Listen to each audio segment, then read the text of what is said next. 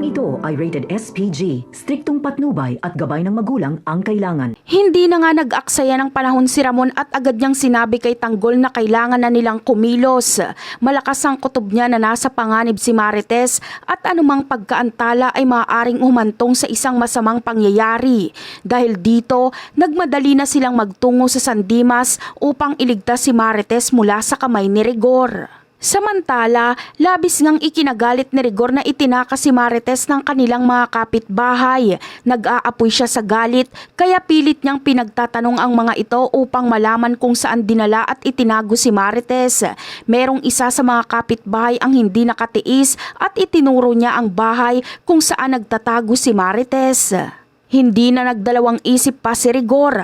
Agad niyang pinuntahan ang bahay na itinuro at walang habas niyang kinaladkad si Marites pauwi sa kanilang bahay. Walang nagawa si Marites kundi sumunod dahil sa matinding takot at pangamba sa maaaring gawin ni Rigor sa kanya. Pagdating nila sa kanilang bahay, lalo pang naging kawawa si Marites dahil walang awa siyang binugbog ni Rigor.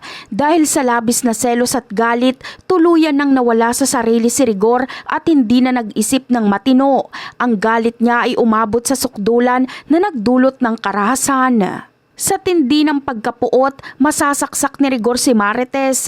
Tila mas pinili pa niyang wakasan ang buhay ni Marites kesa makitang sasama ito o mapunta kay Ramon. Ang trahedya ay naganap dahil sa bulag na pagmamahal at matinding pagnanais na maging kanya lang si Marites, ngunit ayaw na talaga sa kanya ni Marites. Habang sila Tanggol at Ramon naman ay nagmamadali na dahil hindi nila alam kung aabutan pa ba nilang buhay si Marites sa kamay ni Rigor. At yan ang aabangan natin. Bye!